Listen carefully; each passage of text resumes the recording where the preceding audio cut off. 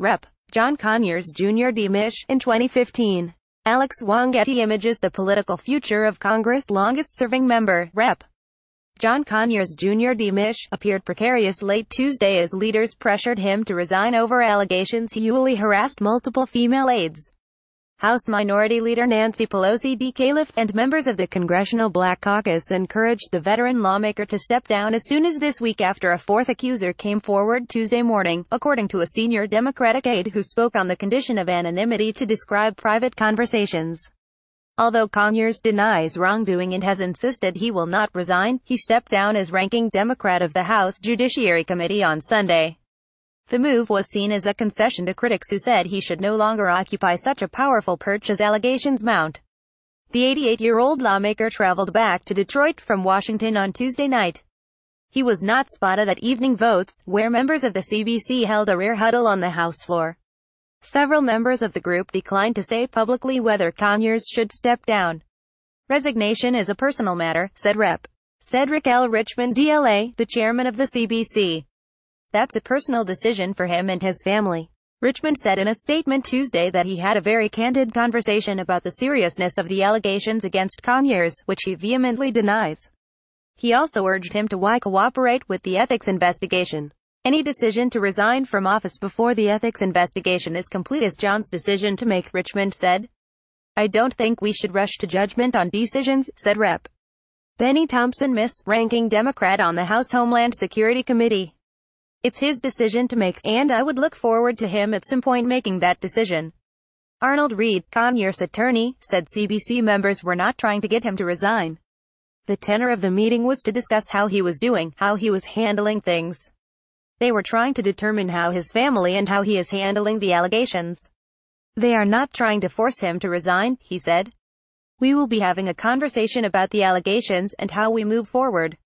It may be tomorrow, it may be the next day, but it will occur, Reed said. Conyers, an icon of liberal policymaking, has become a focus in discussions about ually harassment in Congress as decades of misconduct and a pattern of secret settlements between lawmakers and staffers come to light on Capitol Hill.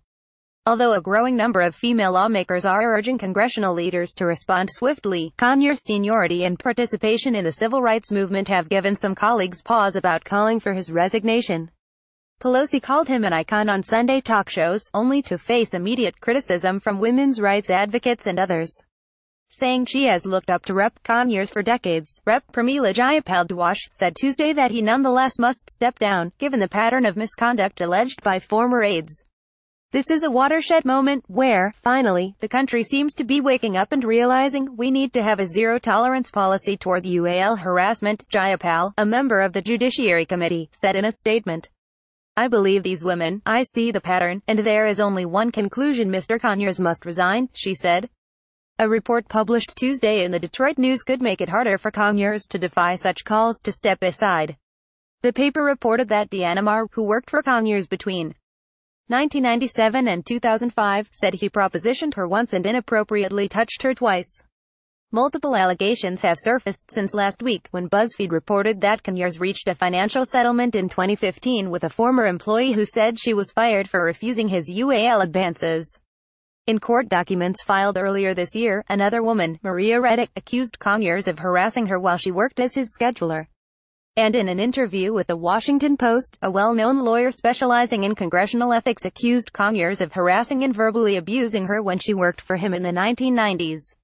The House Ethics Committee has launched an investigation into Conyers' behavior, and on Tuesday, Pelosi urged the panel to probe the ually harassment allegations expeditiously as well as fairly. As one who served 7 years on the Ethics Committee, I know that the demands on staff and resources can at times be overstretched. Should you need any additional resources to fairly and swiftly pursue these investigations, please make that need known, Pelosi wrote in a letter to the committee's leaders Tuesday afternoon. Kimberly Kindy contributed to this report.